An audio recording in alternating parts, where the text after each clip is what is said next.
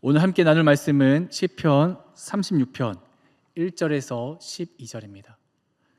구약의 827면쯤에 있습니다. 시편 36편 1절에서 12절입니다.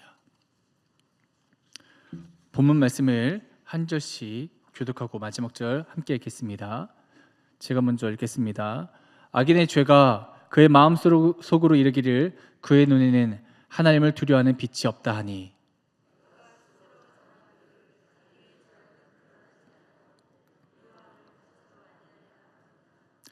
그의 입에서 나오는 말은 죄악과 속임이라. 그는 지혜와 선행을 그쳤도다.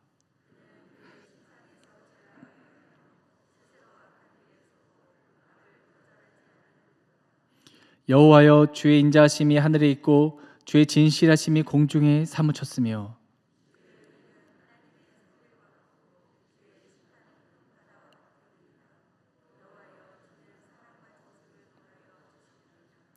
하나님이여, 주의 인자하심이 어찌 그리 보배로우신지요. 사람들이 주의 날개 그늘 아래에 피하나이다.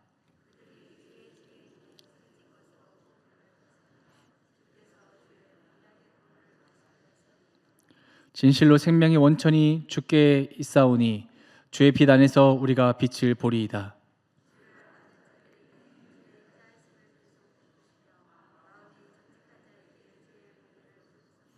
교만한 자의 발이 내게 이르지 못하게 하시며 악인들의 손이 나를 쫓아내지 못하게 하소서. 악을 행하는 자들이 거기서 넘어졌으니 엎드려지고 다시 일어날 수 없으리이다. 아멘. 이 시간 하나님의 품속에서 얻어지는 능력, 하나님의 품속에서 얻어지는 능력이란 제목으로 하나님의 말씀 증거하겠습니다. 오늘 시편의 이 본문의 장르를 말한다면 크게 두 가지의 장르로 보통 얘기합니다. 하나는 탄원시라는 장르입니다. 이 탄원시는 여기에서 악과 또 악인이 등장하는데 이 악과 악인 때문에 고통받는 하나님의 자녀들이 하나님께 부르짖으며 하나님이 악으로부터 우리를 구해달라고 또 악인을 반드시 심판해달라고 간구하고 외치는 그러한 것으로서 보는 그 장르가 이 탄원시입니다. 또 다른 이 본문을 보는 장르가 있는데요, 바로 지혜시입니다. 지혜시는 이 세상을 살 때에 악을 분별하고 하나님을 믿는 믿음을 어떻게 지켜갈 수 있을지 가르쳐주는 것을 말합니다. 어떻게 세상 속에서 하나님을 믿는 믿음을 지켜내며 악을 이길 수 있을까에 대해서 가르쳐주는 것이 지혜시라고 할 수 있습니다. 저는 여러분과 오늘 이 두 가지 장르를 보는 관점 중에서 지혜시라는 장르로 보는 관점으로 오늘 본문을 함께 나누고자 합니다. 여러분, 질문 하나 하겠습니다. 악인은 누구입니까? 악한 사람은 누굴까요? 악한 사람은 괴물 같은 형상을 한 사람이 아닙니다. 악한 사람은 누가 보더라도 아주 악을 저지를 것처럼 생긴 사람이 악인이 아닙니다. 악인은 악의 세력에 영향받고 있는 사람이 악인입니다. 악의 세력이 끊임없이 그의 마음속에서 활동하도록 내버려 두고 있는 사람이 악인입니다. 그래서요, 이 악의 세력은 반드시 있는데요, 이 악의 세력이 활동하는 공간이 있어요. 그곳은 바로 마음속입니다. 오늘 1절 한번 볼까요? 악인이 등장합니다. 악인의 죄가 어디에서요? 그의 마음속으로. 그러니까 마음속에서 악이 활동하고 있어요. 그래서 이 마음을요, 다른 말로 얘기하면 자아라고도 할 수 있습니다. 근데 여러분 생각해 보세요. 자아 자체가 나쁜 것일까요? 아니에요. 하나님은 우리에게 자유의지를 창조해 주셨어요. 하나님의 형상을 따라 하나님의 성품을 우리에게 부여하심으로 우리에게 주신 자유의지는 선한 것입니다. 그 자체는 나쁜 것이 아니에요. 그러나 문제는 뭐예요? 타락했기 때문에 나쁜 거예요. 죄로 부패했기 때문에 우리의 자아가 그대로 두면은 타락한 자아가 되어 있는 상태이기 때문에 문제가 되는 거예요. 여기서 말하는 이 악인의 죄가 그의 마음속에 이르기를 할 때는 악인은 악의 세력의 영향을 받는 거라고 했고, 악의 세력은 그 타락한 자아와 그 마음 속에서 활동하고 있다라고 했는데, 그렇다면 오늘날에 우리가 살아가고 있는 악과 악인을 어떻게 칭할 수 있냐? 겉으로 보고 얘기하는 게 아니에요. 바로 그 속에 하나님을 경외하는 마음이 없으면 그것은 악인이라 할 수 있는 겁니다. 악이 활동하고 있는 상태인 것입니다. 여러분, 연쇄살인범 중에서 강호순이라는 사람을 기억할 것입니다. 경기도 안산의 한 시골 마을에서 살았던 사람입니다. 근데 그 사람이요, 외모로 보면은 굉장히 체격도 건장하고 아주 훈훈한 외모를 갖고 있고요. 그의 미소를 보면은 정말 이렇게 참 보기 좋은 사람이 없다라고 그 마을 주민들이 얘기할 정도였다고 합니다. 그래서 그가 매너도 있고 호의도 베푸는 사람이었기 때문에 한적한 시골 마을에서 버스를 기다리던 여성들에게 다가가서 나 이 지역 주민 사람이고 버스 언제 올지 모르니까 제가 태워다 드릴게요. 근데 겉모습만 봐서는 그가 악인인지 분별할 수 없기 때문에 그에게 호의에 또 반응하여서 그의 차를 타고 갔던 수많은 여성들이 그가 악인으로 돌변하는 그 순간 생명을 잃게 된 것을 알게 됩니다. 이처럼 악인은요 되게 평범한 겁니다. 여러분, 그 현대사회에서 가장 극악무도한 사건 하나를 꼽으라면 바로 600만 명을 죽인 유대인 학살, 그 홀로코스트 사건을 얘기할 수 있습니다. 그 히틀러가 그 장본인이죠. 근데 히틀러가요, 그를 연구해 보면 놀라운 사실이 있습니다. 그는요 정말 악인의 외모와 모습을 갖춘 것이 별로 없었다는 거예요. 그의 삶을 보면요, 오스트리아에서 살았는데요, 오스트리아 빈 대학교에 미술 대학에 들어가고자 2번이나 열심히 노력했던 사람이에요. 그래서 그의 미술 실력은요 뛰어납니다. 그가 600만 명의 유대인을 학살하는 동안에도 미술 작품을 계속 남겼는데요, 그의 그림을 한번 살펴보십시오. 인터넷 찾아서 아주 예쁜 화병에 담긴 그 꽃을 많이 그렸고요, 계절의 변화가 있는 아름다운 풍경화도 많이 그렸습니다. 평범하고 따뜻한 시선으로 바라보는 그림도 참 많다는 겁니다. 그는 반려견을 사랑했습니다. 그래서 그를 일컬어 동물 애호가라고 그 당시에 불렀다고 합니다. 그는 사랑하는 여인이 있었고 지킬 가족도 있었습니다. 끔찍히 따뜻한 애처가이자 가족을 사랑하는 사람이었다라고 알려져 있습니다. 그랬던 그가 600만 명의 유대인을 죽이는 것에 있어서는 조금의 양심의 가책도 없었습니다. 강호순이라는 사람도요 원한 관계에 있는 여성을 죽인 게 아니었습니다. 그냥 그의 무뎌진 타락한 자아가 악의 세력에 지배받으니까 그 자체로 악을 저지르게 된 것이죠. 히틀러도 마찬가지입니다. 한나 아렌트라는 사람이 쓴 예루살렘의 아이히만이라는 책이 있습니다. 여기서 아주 중요한 하나의 개념을 얘기하는데요, 악의 평범성이라고 하는 내용입니다. 악의 평범성. 이 아이히만이라는 사람이요 히틀러의 오른팔격이었던 장교였습니다. 근데 이 사람이요 2차 세계대전 독일의 패망 이후 아르헨티나로 도망가서 15년간 자동차 기계공으로 숨어 살았습니다. 근데 이스라엘 정보 요원들이 그를 찾아내서 예루살렘으로 체포해서 데려와서 법정에 세웠습니다. 그 한나 아렌트라는 그 여성은 독일에 살던 유대인이었습니다. 근데 이 사람이 이 아이히만을 재판하는 과정을 보기 위해 예루살렘 법정에 갔습니다. 근데 그를 관찰하고 지켜보니까 놀랍게 그는 의도적으로 아주 악한 마음을 갖고 유대인을 죽인 것이 아니라는 사실을 발견하게 된 거예요. 그에게는요 유대인을 미워하고 싫어하는 마음이 그렇게 보이지 않았다는 거예요. 오히려 그는요 히틀러의 명령에 그저 복종하는 공무원이었을 뿐이라고 스스로 얘기하고 있는 거예요. 근데 자세히 그 마음을 살펴보니까 뭐냐면 사람이 무고하게 죽어가는 것에 대해서 조금의 죄책감도, 그거에 대해서 문제와 이것이 잘못이라고 여기는 그 마음 상태가 상실해 버렸다는 것을 알게 된 거예요. 그래서 악은요 대단한 것이 아닙니다. 양심이 망가진 상태입니다. 악을 악으로 볼 수 없는 눈을 갖게 된 상태입니다. 그래서 굉장히 평범한 모든 사람들에게 이 악은 활동할 수 있다는 것을 얘기해 주는 것이 이 책의 골자입니다. 그래서 여러분이 살아가는 오늘 하루의 삶 가운데에 마주하는 많은 사람들이 있을 것입니다. 그 사람들에게도 이 악은 있을 수 있고요. 심지어 하나님을 믿는 믿음이 우리에게 없다면 우리에게도 그 악은 언제든지 활동할 수 있다는 것을 우리는 분명히 기억해야 합니다. 그래서요, 오늘 본문은요, 첫 번째와 네 번째의 이 내용을 가지고서 어떻게 악을 분별하고 하나님을 믿는 믿음 안에서 살아갈 수 있는지에서 우리에게 방법을 가르쳐 줍니다.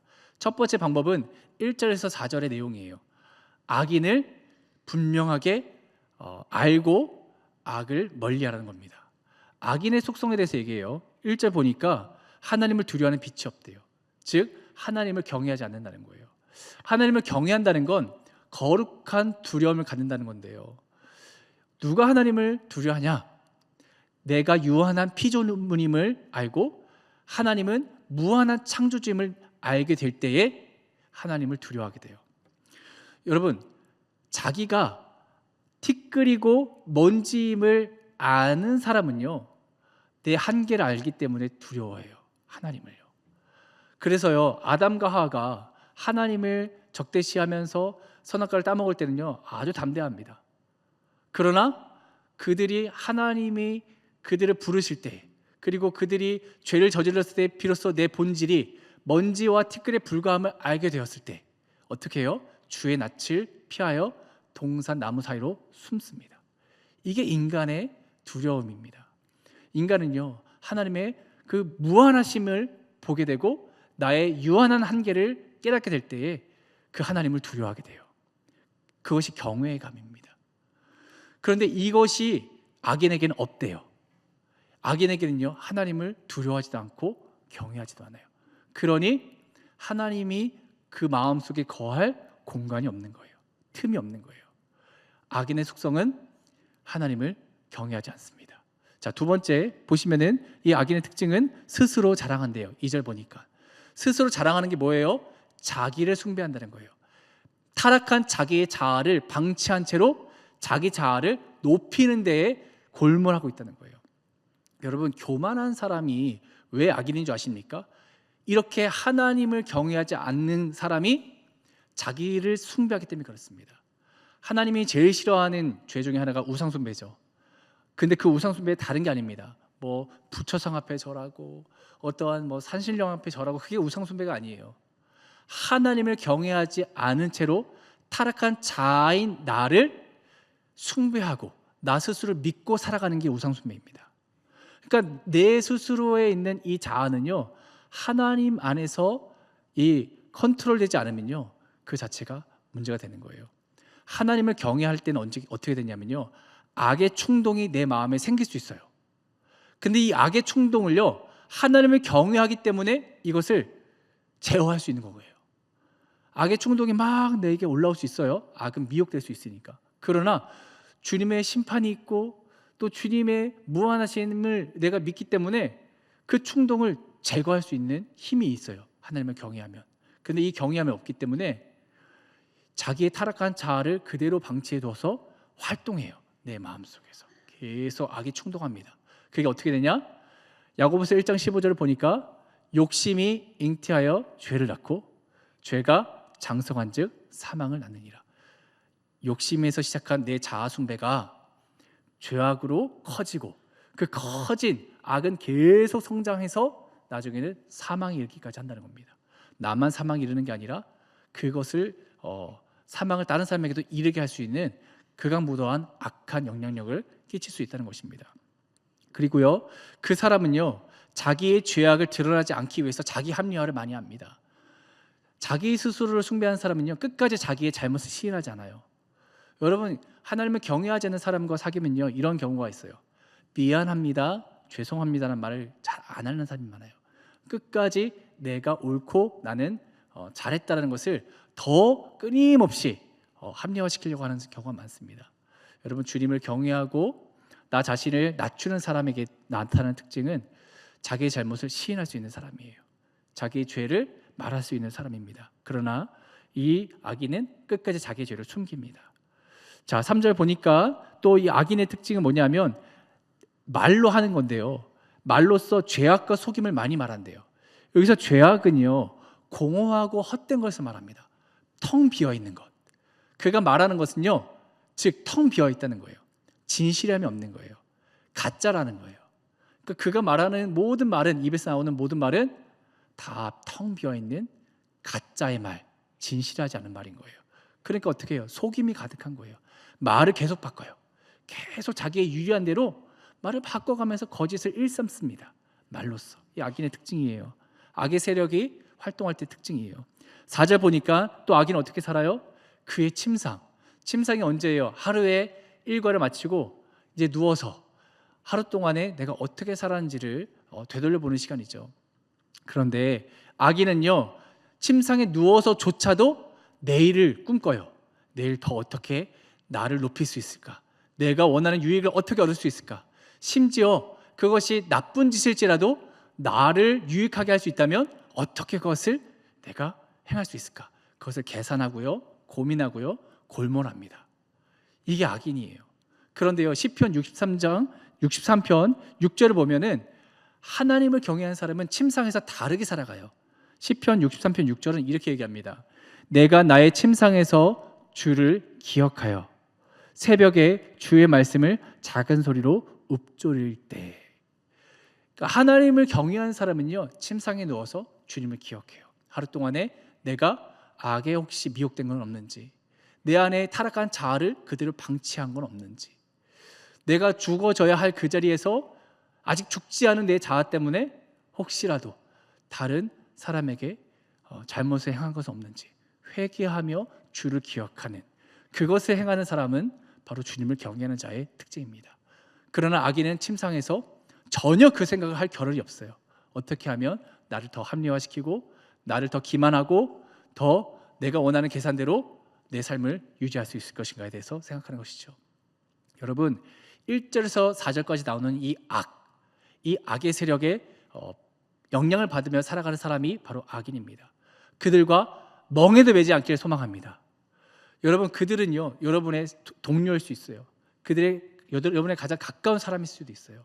그러나 그들 자체가 악인이 아니라 그들이 하나님을 경외하는 마음이 없는 채로 살아가게 되면 언제든지 악의 세력에 미혹될 수 있기 때문에 그들은 우리에게 악의 영향력을 줄 수 있는 사람들이기도 합니다.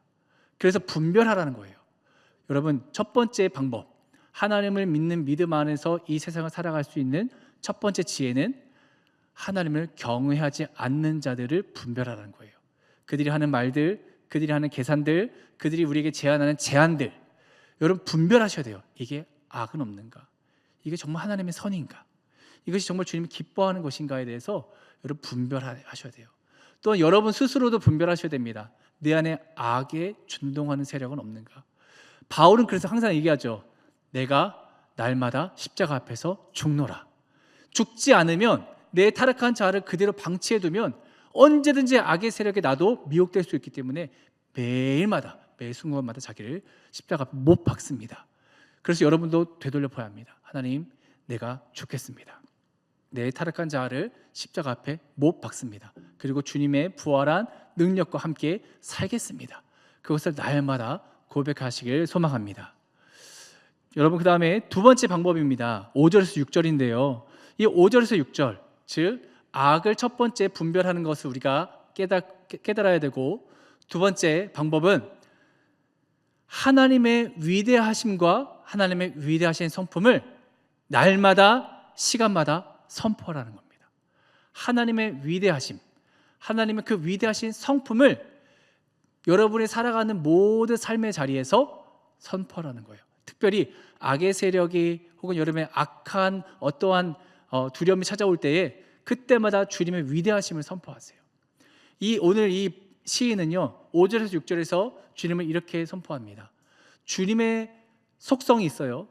바로 인자하심과 진실하심입니다. 5절 보니까 주의 인자하심이, 또 주의 진실하심이, 악의 세력인 이 악인을 1절에서 4절에 말한 것과 아주 대비되죠.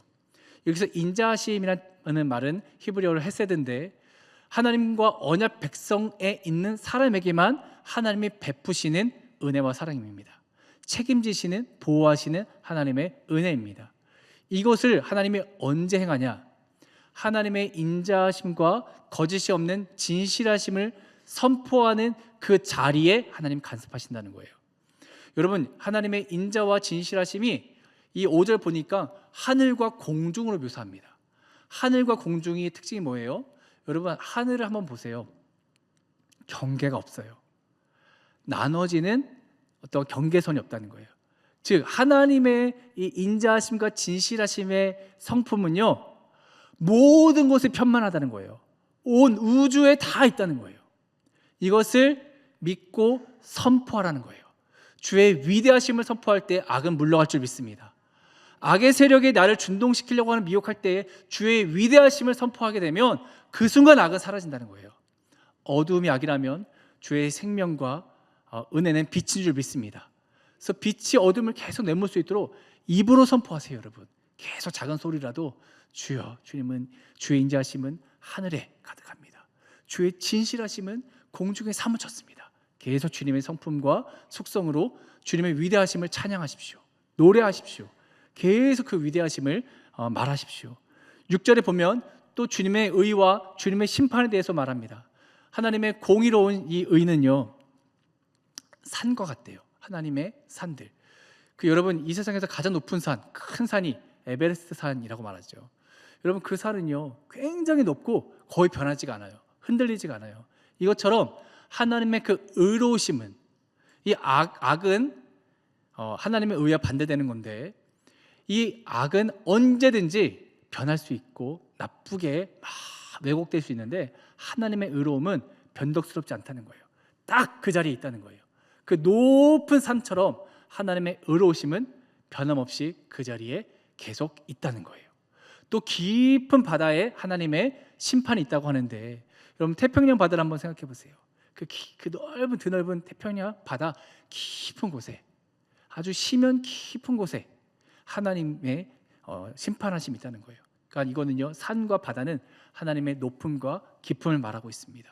그러니 공중과 하늘이 경계선이 없고 어디에나 편만한 것을 말하고 있고, 산과 바다가 높음과 깊음을 말하고 있다면 하나님은 어디에나 계신다는 거예요. 하나님은 내가 밟고 살아가는 모든 장소와 공간 안에 하나님의 인자하심과 진실하심이, 하나님의 의로움과 심판하심이 있다는 것을 믿으시기 바랍니다. 거기에는 악인도 포함되는 거예요. 악인이 살아가는 그곳에도 하나님의 심판은 있습니다. 하나님의 공의는 그곳에서 행해집니다. 하나님의 인자하심과 진실하심으로 하나님의 백성들을 악인들로부터 지켜 보호하십니다. 그래서 세 번째 방법이 나타납니다. 7절에서 9절인데요. 세 번째 방법은, 우리가 하나님을 믿는 믿음 안에서 세상을 이길 수 있는 방법, 악을 이길 수 있는 방법은 바로 주의 날개 그늘 아래 피하는 거예요. 7절을 보면요, 주의 날개 그늘 아래 피하나이다 라고 말합니다. 여러분, 주의 날개 그늘은 뭘 얘기하냐면 어미닭을 말하는 거예요. 어미닭이 날개가 있죠. 근데 이 날개 아래에 그 품 속에 알을, 자기가 낳은 알을 따뜻하게 품습니다. 오랫동안 부화시키면 그 알을 깨고 나오는 자기 새끼가 있죠. 병아리들이 있어요. 이 작은 병아리들이요, 막 이렇게 다니다가 또 위기의 상황 가운데 닭의 날개 아래로 숨습니다.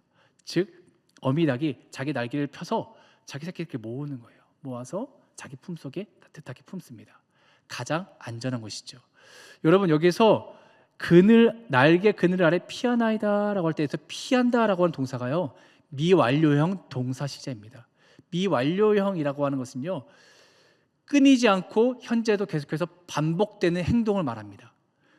끊임없이 지금도 반복해서 하는 행동, 즉 여호와 하나님의 품이 가장 믿을 수 있고 안전한 것을 믿기 때문에 우리는 매일마다 그 품속을 파고드는 것을 해야 한다는 거예요. 여러분이 하셔야 돼요. 여러분이 주의 날개 아래로 피하나이다. 피하는 건 도망가는 게 아니에요. 피하는 것은 신뢰하고 소망하는 곳으로 적극적으로 나아가는 거예요. 피하는 것은 어떠한 것이 무서워서 어디 이렇게 숨는 게 아닙니다.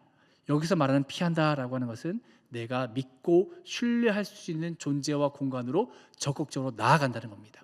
이것을 언제까지 한다고요? 미완료형 시제처럼 매일마다 반복적으로 순간마다 해야 한다는 거예요. 그래서 여러분, 우리가 세 번째로 해야 될 방법은 매 시간, 매 순간마다 주님의 품속을 파고들어야 한다는 것입니다. 주님의 날개 아래로 내가 적극적으로 나아가야 한다는 겁니다. 그곳에서 하나님은 무엇을 공급하시냐? 8절 보니까 살찐 것으로 풍족하게 하신대요. 또 주의 복락의 강물을 마시게 한대요. 그러니까 먹고 마시는 것을 공급해 주신다는 거예요. 주의 날개 아래 피하면 주님은 우리에게 공급해 주십니다. 주님이 주시는 그 힘으로, 능력으로 우리는 살게 되어야 함을 믿습니다. 이것을 매 순간마다 공급받아야지만 악을 이길 수 있는 힘, 악에 미혹되지 않는 힘, 그리고 주의 위대하심을 날마다 선포할 수 있는 힘이 주님의 날개 아래 있을 때에만 가능하다는 거예요. 파고드십시오. 적극적으로 주의 품 안에 거하시길 소망합니다. 그러면 마지막 네 번째 방법이 나옵니다. 마지막 네 번째 방법은 10절과 12절인데요. 여기는 간구하는 거예요. 하나님, 주님이 공급하시는 그 은혜를 날마다 주시옵소서. 매 순간마다 나에게 행하여 주옵소서. 그 간구를 하라는 겁니다. 이 간구는요, 여러분이 하나님 앞에 외쳐야만 하는 거예요. 매 순간마다 주님을 의지해야지만 가능한 겁니다. 그럴 때에 여러분을 그 주님의 날개 아래 품은 그 어미닭처럼 하나님의 그 품 속에 여러분 숨어서 여러분이 앞에 나서는 게 아니라 품은 어미닭인 하나님이 앞장서서 여러분을 보호하시며 공급해 주시는 그 능력과 힘으로 이 세상을 이기게 될 줄 믿습니다. 말씀을 맺습니다. 오늘 본문은 네 가지의 방법으로 우리에게 가르쳐 줍니다. 첫 번째는 악의 속성을 바로 알고 악을 분별하라는 것입니다. 그 악을 가지고 있는 사람들은 평범하다는 거예요. 언제든지 악은 준동할 수 있다는 거예요. 그러니 우리는 날마다 하나님을 경외함으로 우리가 주님 앞에 서야 되고, 경외하지 않는 자들을 분별하고 판단하여 하나님 안에서 살아가야 합니다. 또 두 번째 방법은 주님의 위대하신 성품을 입으로 시인하며 선포하라는 거예요. 자랑하라는 거예요. 어디에서나 함께 계시는 주님이시기 때문에. 세 번째 방법은 주님의 품속을 파고들어서 주님이 공급하시는 은혜를 날마다 받으라는 겁니다. 네 번째는 그 공급하시는 은혜를 날마다 간구 또한 해야 한다는 겁니다. 이 방법으로 오늘 하루 동안 또 승리하시는 저와 여러분 되시길 소망합니다. 함께 이 시간 기도하겠습니다. 이 시간 기도할 때 하나님, 악에게 지지 않고 악은 모든 모양이라도 버리며 정말 하나님의 의로우신 은혜 안에 머물 수 있도록 도와달라고, 주님이 공급하시는 인자하심과 진실하심으로 매 순간 살게 해달라고 우리 주여 한 번에 주 통성으로 기도하겠습니다.